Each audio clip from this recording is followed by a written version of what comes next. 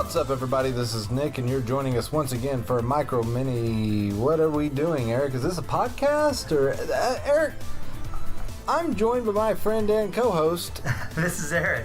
Eric, what do we call this? I mean, we have. Right now, kind of put micro mini lightning newscasts on a little bit of a back burner. We didn't really podcast last week because... We did the bacon one. We did the bacon news. Yeah, but that was a quick news update, a news brief, if you will. Yeah, it was good. Was it good? I mean, did you go back... Let me ask you this, Eric. Did you go back and listen to it? No, I didn't listen to it at all. But, by the way, we want to thank Keanu Reeves for staying in the green room for 2 weeks. I think that guy has just pretty much moved in at this point. He looks comfortable. He does. I don't want to bother him today. I think it's his Zen day. Well, he's focusing. He's asleep, and they've told me not to mess with him. Well, he sleeps with his eyes open. It's unnatural, but it somehow makes sense. As any good John Wick person knows, that's our fan, John Wick person, fan. John Wickian? What is the name of a John Wick fan? I want to say that we came up with this. Yeah, we had a word for this. Was it a Wiccan? No, that's something else. Oh, no. That's completely different. That's a different thing altogether. That's completely different. The Wickening? I don't think that's the Wick verse. There's the Wick verse, which so is... it'd be the... I mean, what did I just say? You said a Wickian. A Wickian. Kind of like a Whovian. A Whovian. You know? I don't know. You know... We'll work on it. Yeah, we'll Photoshop. We'll shop a few things around. We'll look into it. We'll talk to him and see what he says. Well, yeah, we'll see what a Revian would call a Wickian. Yes. All right. Well, Eric, today we're just kind of doing a podcast where we kind of don't really have. I mean, we have some John Wick news. Mission Impossible, the new Mission Impossible movie. I heard it was good. Actually, some people have called it possibly the best action movie ever made. It looks pretty cool. I don't plan on seeing it in theaters, but I'm getting more and more tempted to because of the media around it. Because it's a Tom Cruise movie. It is. And I like Tom Cruise movies generally. He did, but the crazy thing is, and we can talk a little bit about this. Okay, so right now, let me just say, it is holding a 97% on Rotten Tomatoes. Last weekend, it made $61.3 million. I know some people that went and saw it said it was very good. Some of my fellow coworkers were talking about it today, and said it was excellent. But some have called this the best action movie. The other thing that is crazy to me is that Tom Cruise, 98 years old, the man still does his own stunts. Yeah, I was watching. I wasn't watching. I saw on YouTube or something. One of those late night hosts, James Gordon. Mm-hmm. Is that one of them? The chubby guy that's British? Yes. He was not interviewing. He was skydiving. Did you see that? I did not. Well, I did not see it, but I heard about it. Yeah, he goes skydiving with Tom Cruise. Of course, Tom Cruise is I think a professional skydiver by now, as much as he's done his own stunts. I was going to say he's skydived in a ton of movies. Yeah, when he was he looked natural, like it was nothing for him. And Gordon was straight up nervous. It was not even acting. You could tell that he was very shaken going up and doing all that. And after getting on the ground, the adrenaline and all that was rushing, and he was just jazzed. And Tom Cruise, like it was nothing, like a walk in the park, just smiling like he does. His smile really creeps me out, though. Tom Cruise's smile creeps me out. Well, I mean, why in the world? I mean, it is. It's kind of that. It's kind of that crazy. Yeah. He's got kind of that crazy look in his eye when he smiles. He does. Yeah, crazy eyes. Crazy. He straight up does have crazy He's eyes. squirrely, man. He's got that squirreliness about him. He's gonna straight up take you on, and he would play. Honestly, I believe he would play a great serial killer. Oh, he'd be a great. What has there been a movie where Tom Cruise is the bad guy? That is a great question. I was going to IMDb to look up Tom Cruise, but I was like, well, what has he been doing other than, the normal? Well, he was in The Mummy. He was in the I haven't seen that yet. The Dick Who I haven't either. I've heard mixed reviews. I've heard it's it was not awful. even because any movie that makes them just completely cancel a guaranteed cash cow like the Dooku was, the Dark Universe cinematic universe. I mean, it's not worth seeing. Yeah. Let's see here. I don't know. I don't know that there was ever a movie where he was the bad guy. I'm not even certain that it was.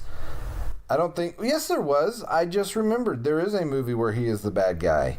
It's one that it has Jamie Foxx in it too, where Tom Cruise is like a hitman trying to kill him. Oh, really? If I remember correctly, and it is he's man. It has a lot to do with trains. Like they're running from each other on trains or trying to catch each other on trains. Oh, okay. Oh, yeah, and he's Jack Reacher, which I look forward to the new Amazon series Jack Reacher, which comes out this week or next week.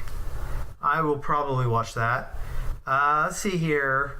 Mission Impossible Rogue Nation wasn't great, but it wasn't horrible. I didn't watch The Mummy. American Made, is that the one where he was the assassin? No, Collateral is actually the one. I just looked it up. So it's Collateral that he is the one where he's kind of the assassin. I want to look up the this movie came out 2004. Do you have like a synopsis of it that you can look up here? IMDb. Like what? I have this private site that you might have heard of. It's eric.imdb.com. A cab driver finds himself the hostage of an engaging contract killer as he makes his rounds from hit to hit during one night in Los Angeles. It has a 7.5 on IMDb and a 71 on Metacritic. Eric, I'm going to tell you right now, that voice you just read that in, I want to see this movie. That movie does sound pretty cool. Actually, it wasn't a bad movie. It's been a long time since I saw it, but it was actually a pretty engaging movie. I mean, it got an 86% on Rotten Tomatoes. But wow. I thought it was he played a really good bad guy. So, yeah, I might go watch that. War of the Worlds came after that, which was pretty good. Mission Impossible 3, which is good. Lions and Lambs, I haven't seen. Tropic Thunder, which everyone knows about. Valkyrie, I never watched. Night and Day, I remember Night and Day. I don't remember much about it, though. I never saw any of those movies. Mission Impossible, Ghost Protocol, which wasn't bad. Rock of Ages, that's a Jack Black film, I thought. Rock of Ages. That's a School of Rock. Yeah, no. Rock of Same Ages. thing. Rock of Ages is the old. It's a musical. Yeah. Then Jack Reacher, which I liked the first Jack Reacher movie. It was really good. The second one wasn't near as good. I never saw the second one. It has. People said it was boring. It was boring, and the female lead in it, which is the girl off of So How I Met Your Mother. What is her name? Colby Smulders? Colby Smulders, the one that plays in the Marvel movies. Yes. Mariah Hill or whatever. She's the opposite lead. I don't think she did a very good job. I just don't think it was directed well. I don't know. Oblivion, and then Edge of Tomorrow. I liked Edge of Tomorrow. Edge of Tomorrow was a good movie. That was fun to watch. Mummy, haven't seen it. American Made. I heard good things about that, but I'd have to go back and kind of look at the synopsis. something called Lunar Park, and of course, the new Top Gun Maverick. Yeah, I was going to say Top Gun Maverick, of course, the best movie that is probably coming out in the next century. I'm sorry. I'm sorry. I've had two problems with words that have came out of your mouth. Oh, really? What's that? One is you said, I know you were quoting others, and you were saying Mission Impossible Fallout was the best action movie of this year? Yeah. Oh, no. Ever made. Made. Possibly ever made. Possibly ever made. Well, we know that's not true. Really? What would you put out there? Clearly, there's a clear winner. What is it, Eric? What is it? It Do we have him sitting in our green room? he will not even dignify those words with an answer. He seems to be. Oh no, he's just rolling over. Oh he's okay. Rolling. Go back to sleep. Yeah, Mr. he never even woke up. He's train killer. John Wick 2, and the new John Wick are clearly masterpieces, far beyond any other series of movies. I love that you're putting John Wick 3 Parabellum in even in the same, like, you're just including it already as one of the top 3 made. Let me ask you this. Hold on. Let me ask you this. What is the order of the John Wick movies in your opinion right now? You're asking me a hard question. I'm asking you right Probably now. I can tell you what my favorite kid is over what my favorite John Wick movie is. Sir, I am asking you to choose a child. More than a child. A John Wick movie. I know. That is like your own kin, something being ripped from your own flesh. And I'm asking you to rate. If you had to pick, if you were presented with a life and death choice, you had to choose one of the John Wicks to watch. Just one? Just one. Which one would it be? Well, I mean, Mr. Reeves, him and I have been talking about the new one, so I know a little bit what's going on. But I haven't seen I've never seen any. I haven't seen it end to end. Just his special cut that he shows us. Our personal. The Revian cut? Yeah, the Revian cut. Yes. It's an extended cut. It was like 3.5 hours long. It was great, but I haven't seen the one they're doing for theaters yet. So I have to go with the first one, because it's really when John Wick gets set. And you get to, it's like being introduced to your best friend every time you watch the movie. Being introduced to your hero every time you watch the movie. Being introduced to a father-like figure every time you watch the movie. I mean, come on. That's what it's like watching that first movie. Well, sir, I'm just going to tell you right now, actually the answer is number 3. Because then you'd actually get to see it. Because it's not even out yet. Let me tell you what I've seen. A vision of the future that has come to me. John Wick on a horse while being chased by motorcycles down a busy city street. And him fighting the motorcyclists with not only his gun, but his fists while riding said horse. Yeah, I mean, obviously. What else would he do? This is John Wick at his finest.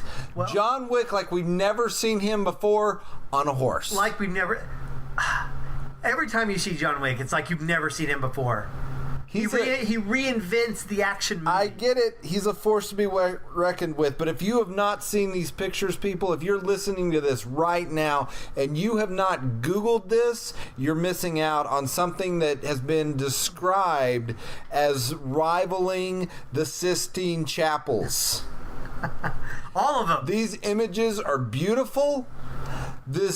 All the chapels, all 17 that he made. These images are beautiful. They have evoked a new understanding of the world to me.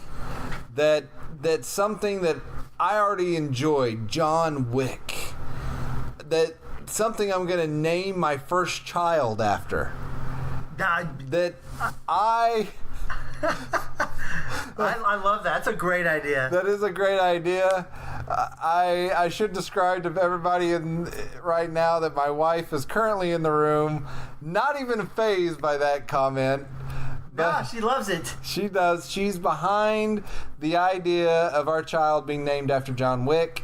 Oh man, it's beautiful. John Wick Cole. That is, of course, what John his... Wick Cole. Yeah. I love it. Boy or girl, that's what it's going to be called. Not hardly. Apparently, that has been She's up for approving it right now. up for negotiation, is what I'm hearing. But man, I look forward to that movie. Joanna Wick. I look forward to that movie Cole. being seen by the rest of the world. Oh, yes. I have been developing at home some curriculum Some curriculum. to give to the schools to introduce kids to John Wick. Today's kids don't have a hero. Well, I hope you're going to name it A Wick Like Me. Oh, and so they can relate to him. Yes. That makes sense. Because I like that. I like to think there's a little John Wick in all of us out there in this crazy world that we live where people are fighting, each other. I like to think that somewhere out there, John Wick's out there fighting for us. Oh, he is. Fighting. We're all that little dog that died at the beginning of the movie. And John is out there, reaping souls to bring us, vengeance. I like that. I like you do? that a lot. Okay. Well, I'm 100% for that. well, this is a good thing. But let's go back to the discussion here. We were talking about Mission Impossible Fallout. Yeah. So, are you caught up on all these movies?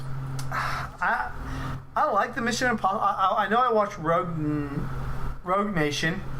Which this one apparently kind of follows Pretty close on the heels of that storyline, yeah. Well, they're all I'll be honest with you, all the Mission Impossibles kind of similar, right?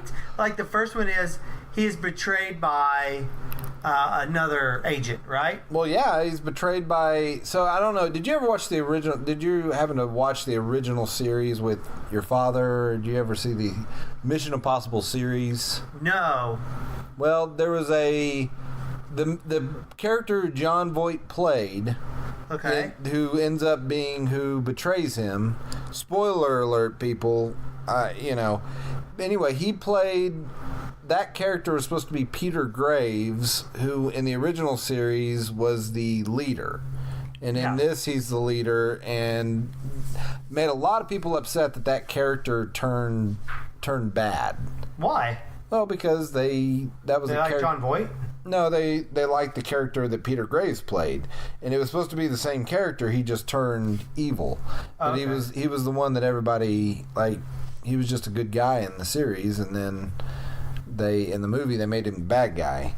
But then part 2 came along. It was the John Woo one that was probably way over the top. Yeah, that one, all the fighting in it. Yes, you remember the part where the two cars come together and they spin in a circle somehow? You remember what I'm talking about? I'm trying to pull it up here. I haven't seen Mission Impossible 2 since it came out, probably. Well, there's motorcycles. It was two motorcycles. Yes. And they jump off into each other's arms. Yes. Yeah. I remember that. So there was that one, and honestly, that was not a great movie. It was very bad. It's got a 6.1 on IMDb, and its Metascore is only 59. Well, so I remember 3. I didn't think 3 was all that great. 3 was actually when the series kind of... I know it was just one movie, but isn't 3 the one that J.J. Abrams helped out with? Yeah. He that's the first one he did, and it really kind of started he directed it. Yeah, it started a storyline that has kind of kept going in the last 4 movies or whatever. Let's see, this will be part 6. So yeah, and 3, 4, 5, and 6 have all kind of had this same storyline. It was, I don't know, 3 was a good movie. 4 was a good movie. I liked Rogue Nation and how they set that up, and now Fallout Part 6. But I mean, What about Ghost Protocol? Ghost Protocol. Which one was that? That's the one after 3, I thought. Was that? Yeah, that was 4. Ghost Protocol was good. Yeah, I remember Ghost Protocol and Rogue Nation, and I remember enjoying them.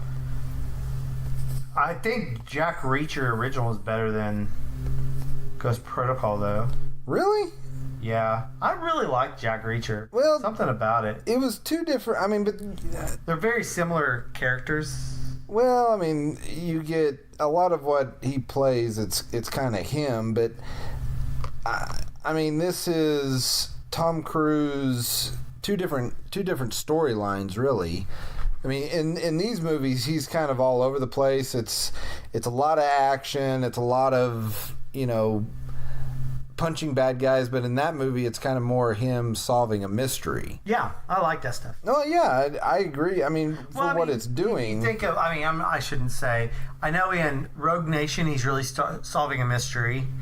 So in Mission Impossible 3, he's trying to solve a mystery. He's trying to figure out who did it, why they did it, and where they're at.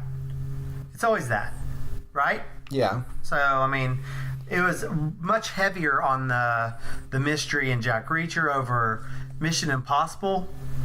And the action, I think, is much more condensed. And more streamlined in Jack Reacher to emphasize the mystery and the deduction.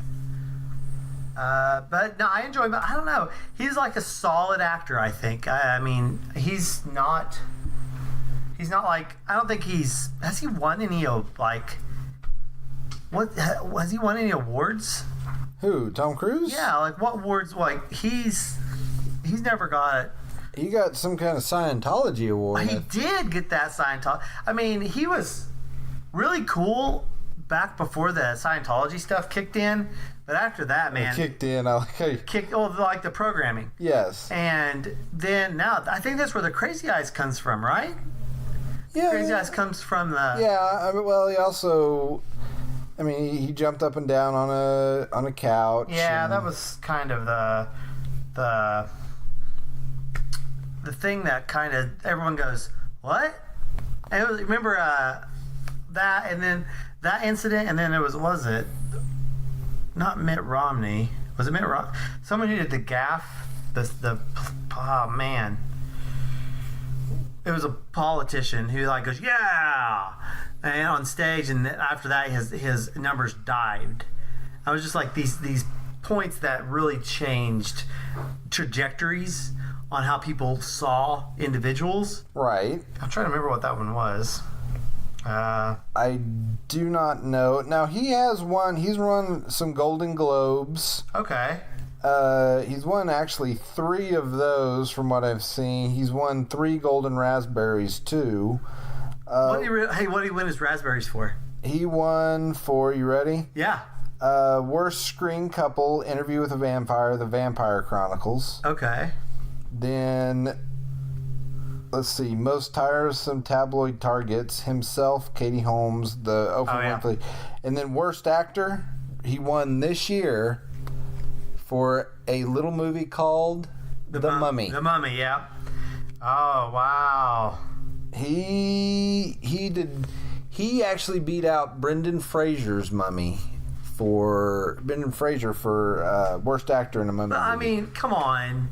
Brendan Fraser is not an A-level actor by any means, but he wasn't horrible in The Mummy. No, the Mummy movies those first 2 were fun. For some reason, we got a weird CGI. Oh, The Rock? The Rock scorpion thing.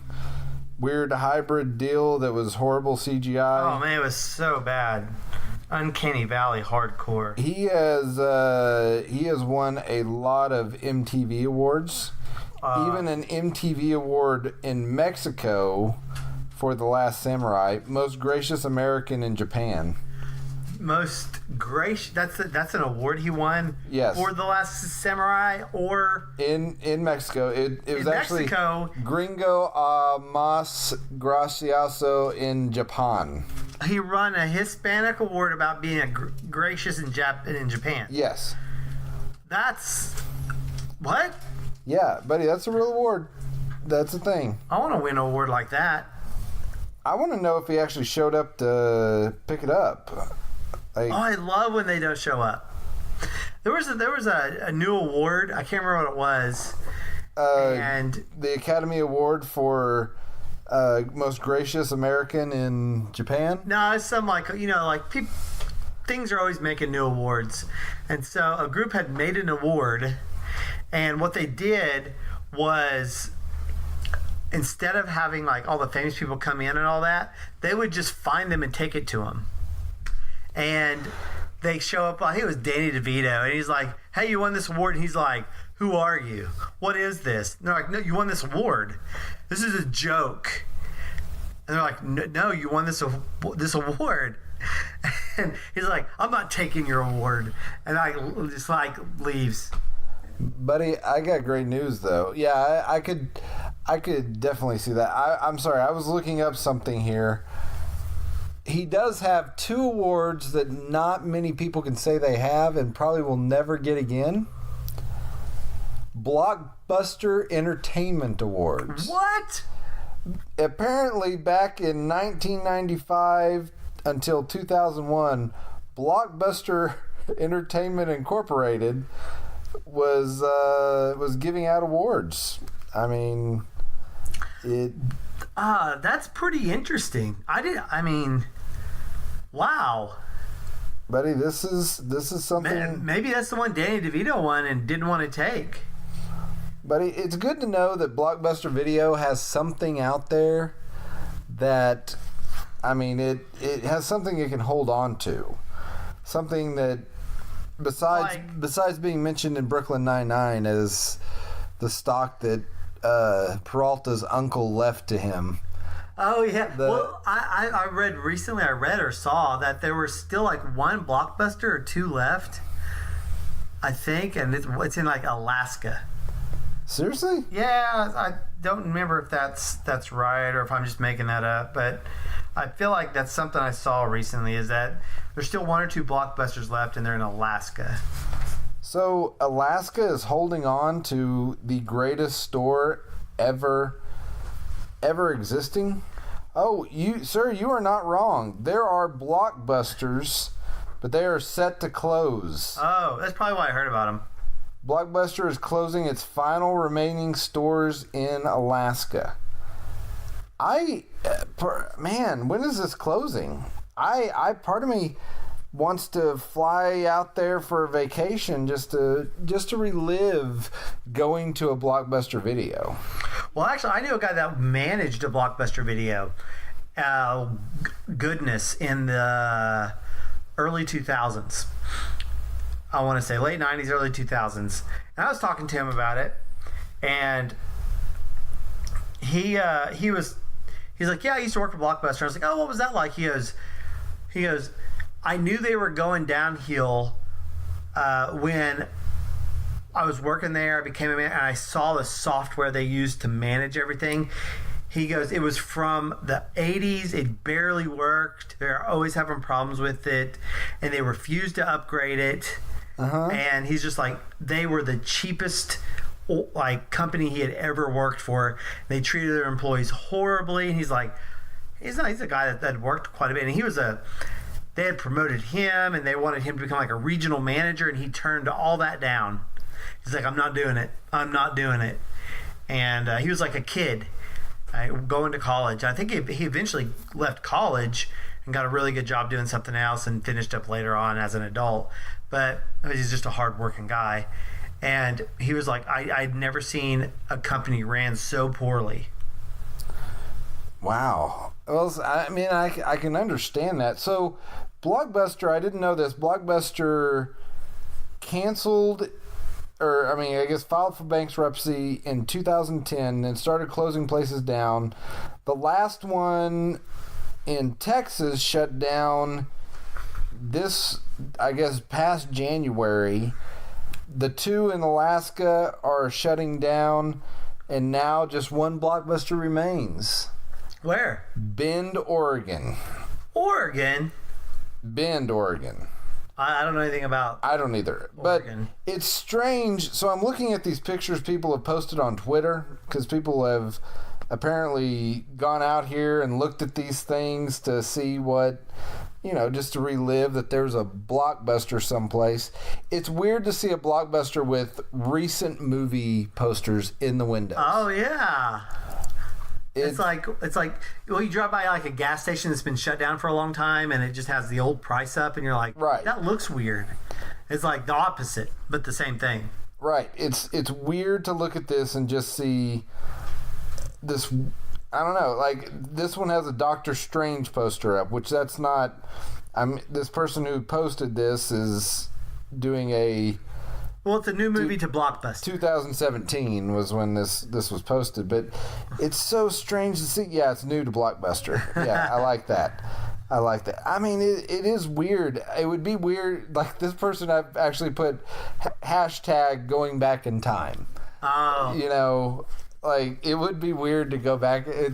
There was a very funny Onion report on their fake news broadcast thing where they did Blockbuster to open museums and take people through like what it was like to rent videos and things like that. And I found it very funny. They could literally do this. Well, it's weird is we still have movie rental places. We have the family videos is what we have around here. There's quite a few of them. Right. And there's one not far from my house I go by. It always has cars at it. I'm assuming they're people getting stuff and not workers. I know what you're saying. Family videos where they're, back in their basement just burning copies for everybody. Maybe. I don't know. Back in the day, we got ours from, they're not around. Reese's is like, around here is Crest. It's like the local but bigger chain grocery store, has multiple locations. But that's where we got our videos from. Because we didn't have Blockbusters. Now I just go to Dollar General and reach into that $1 bin and find out what, great movies I've been missing. Yeah. It's a surprise. It is. You don't know what you're going to get. You can get 3 for $1. And they're all quality. At Dollar General? Yeah. Man, have you been to... I got a new Dollar General down the road from my house. It is really nice. Is it? I was in there. Yeah, I was like, man, this is way nicer than some of the other ones I've been to, but it's brand new, so it has the new layout and it's really clean. New dollar smell. Has the $2 smell. That $2 Fancy. Smell. So yeah, I was buying goggles for the pool to go swimming at the pool, and I like Dollar General. It's nice for like if you need to run and grab something. Right. You don't want to go to Walmart, which I rarely want to go to Walmart. But what I love is that used to be, at least in some of the places I've lived, you could walk out, and I lived in a small town, but on the way out they had that little bin of just dollar movies. Yeah. And it was always trash. It was like they were like almost direct to DVD movies, but like the knockoff of those. Yeah, I was gonna say it's somebody in their backyard shooting a video remake of a direct-to-DVD movie. Yeah, a shot-for-shot remake that they made in their backyard. Last night I was like, hey, let's watch a movie. We ended up watching like this something about a dog. It was really good. It was just on Netflix. It was this movie about a dog and its different owners. It was called Wolf Dog or something like that. It was really good. Wolf Dog. My little 5-year-old was like very worried and like it was really well done. But on the lines of that, I was looking through Amazon. It's like, hey, you want me to rent Sherlock Gnome and you want to watch that? And my son goes, no, I don't want to watch that. I still have Sherlock Gnome as my background on my computer. I got great news, Eric. I have seen Sherlock Gnome. Have you really? Yes. Was it better than Romeo and Juliet? Or is it about this? No, apparently it is not. I'm getting word to where it was not as good. It's not to the caliber of Romeo and Juliet? No. And and I warn you, tread very lightly. There are people in this room that Romeo and Juliet is considered much loved. Maybe that person just doesn't understand the mystery of Sherlock Holmes or Sherlock Gnome.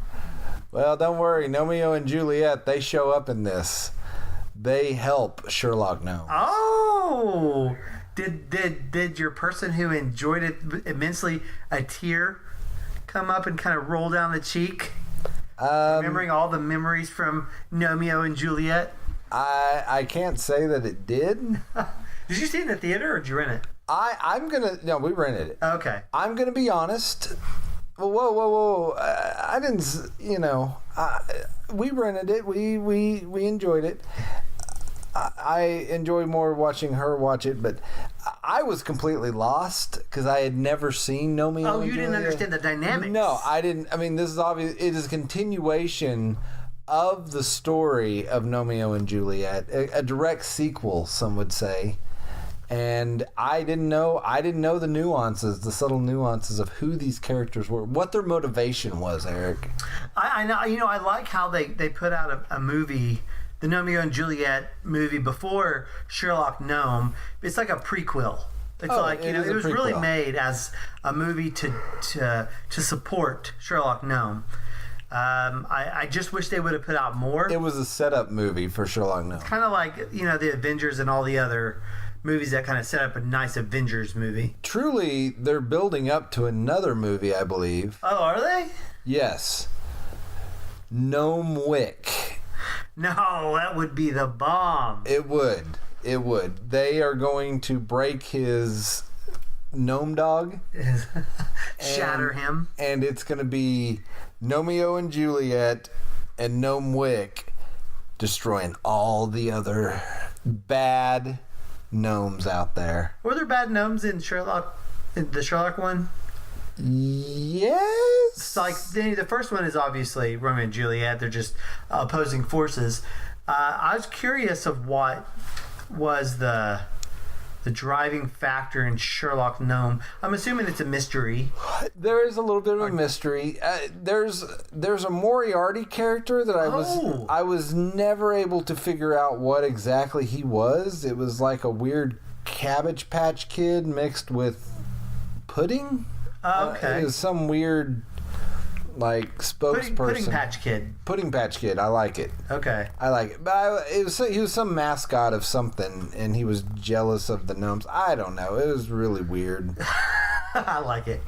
I mean, truly, my wife probably picked up on the deeper storylines that were there, and I obviously missed some things that, some subtle nods to Romeo and Juliet that, were obviously meant to be caught by true fans of the gnomes. Well, that's good. I don't know. You seen any good movies? Have I seen other than Sherlock Gnome? Man, I don't know. I don't know of any. We've been actually going back. Speaking of which, I am educating my wife on the old Batman animated series. We're currently in the Superman animated series. That's not as good, but it's still pretty good. Oh, it's still pretty good, but it's all leading up to the Justice League series. I mean, you have to start at the beginning and go through the. Well, you got to grow them. Yes. Yeah, you got to love the characters. Yeah, and that's the thing, and I will agree. I mean, we finished up with we have them on the DVDs, and Blu-ray. we finished up Blu-ray's is coming out this year. Oh, is it? Yeah, there's pre-order right now. Yeah, they remastered them. Wow. DC's 4K? I think so. I don't know. They're putting them out on Blu-ray, and they're supposed to be in HD. DC is doing a streaming service. Oh, I heard it. Yeah, we talked about that. Yes. And that's how they're going to release Young Justice season 3. Yeah. But it's going to have that. It's going to have the HD version of the Batman animated series. There's a new series called Titans that's live action. Actually has Dick Grayson in it. Well, I assume it's Dick Grayson, but it's you have Raven, you have Beast Boy. Oh, really? All of them in it. It's kind of upset some fans because there's a point where Dick Grayson is beating up the bad guys. Okay. And they say something about Batman, like he's like Batman or something like that, and he says F Batman. He actually says the word, but he says F Batman. And that's been, people are saying, you don't just say F Batman. And that's not how Dick Grayson is, and it's not his character. But what is cool, I'll say this. And I'll let you say your thought. But what is cool, they're talking about having the Red Hood in this show. Oh, that'd be way cool. Jason Todd, Red Hood, obviously. And then, just some other Batman characters that would be showing up there, some other Batman villains that, not like the Joker and all that, but some other characters. Slade be there? From what I understand, they haven't said so yet, but... I can't see him not doing... He's a big one for him. But a lot of this... what it looks like, a lot of the first season has to do with Raven coming to terms with who she is. Yeah, that's a pretty normal... That's a big storyline, the Trigon story and all that stuff. Interesting. I'm curious in kind of what is canon to that series. So, well, there's a possibility that it's going to connect with the Flash and the Arrow and the Supergirl on CW. Oh, okay. So I don't know what exactly. I don't watch any of those. I know you watch the Arrow and Flash, right? No, I've never watched any of those. I thought you watched one of those. No, my dad has watched those. He stopped watching them. Oh, okay. But Ryan watches them and all of those. Every time my kids see the Flash, like on, I don't know, Hulu or whatever, they're like, "Let's watch that." I'm like, "No, I'm good. I'm good." So I'm just not thrilled to see the Flash. I'm all cool with like superhero movies and stuff, but when they turn into like drama, the comic books get dark. Right. And not to do that, they go to drama instead. And I'm just like, I don't care about the drama. I mean, come on, build tension and darkness. And I mean, I know Arrow has a little bit more darkness in it, but it at least looks like it does. But it's still, and I don't want to see high schoolers or college-age kids. Well, now, like, apparently he's, Arrow is mayor or president. I don't know. It's whatever. He's become something. But let's see here. Just to run you through here some things. So I knew there's a lot more that I was missing. Some original shows they're going to have. I mentioned Titans. They're going to have a Doom Patrol. Doom Patrol? Yeah. Is that going to tie in with Titans? Is that like cyborgs? Like Doom Patrol was they were kind of another... I was thinking something else. Another group. Okay, I don't know them. I was going to say, in the original show, I think like Beast Boy was a part of them originally, and then he left them, and okay. But they were anyway. Swamp Thing, a live-action Swamp Thing. Okay. You have Justice League Outsiders, and then Harley Quinn, which I don't know what that is. I don't know if that's a live-action. All the Joker movies and everything. Right, but I don't know if that's I don't know if that's going to be. It's going to be a series, but I don't know if it's going to be a like live-action or like animated. Young Justice Outsiders is the only one that is animated that I know of so far, which actually I'm kind of excited about. Yeah, that does sound really cool. The show, they actually just released a trailer for it, and it looks very, very good. It's picking up right where the other one, well, not right where, it's a few years later, but it... where Young Justice left off? Season 2 let off. So, I mean, well, was it Wally disappeared. Disappears. So he goes into the Speed Force or whatever it is. Yeah. So, I mean, that's kind of cool. There's some nostalgia to be had there. Yeah. So, but I don't know. There's some cool things happening. I mean, they're also going to be offering free comic books, digital comic books. That's cool. It's like a free service to that, so you'll be able to read their latest DC comic books. So I don't know, a lot of kind of cool stuff. They're taking their pre-orders now, and it'll be up and running here soon. But I for one am very intrigued by it. So yeah, I'm curious the cost of the service, and if it'll be like an add-on in Amazon. On Amazon Prime, No, it's going to be its own completely standalone. Own standalone. Like even HBO and Starz all use Backbone on Amazon for some of their streaming. From what I understand, now starting off, it's going to be on its own, but it may jump on. I mean, that means Vizio and Roku and all the services. Roku's going to go pretty quick, but like I have a Vizio TV. You have a Vizio TV. Yeah. I don't know the last time I got an update to an apps, like to get new streaming services. I'll have to go look. So I don't know. Well, Those apps are generally made by the provider. Right. So we'll have to see what all comes of it. I will just say it's very intriguing to me. But all right, my friend. Well, do you have anything else to add? No. Why don't you tell them where they can find us? Well, you can find us on the new Google podcasting app. What? Google has a new podcasting app. We are on it. Just type in Pull Up a Chair.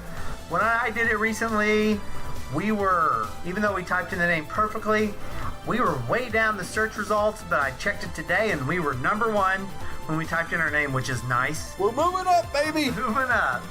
So you can find us all over the internet and on every podcasting app imaginable, including iTunes. Find us on Facebook. Just go to Pull Up Share Podcast on Facebook. You'll find us there.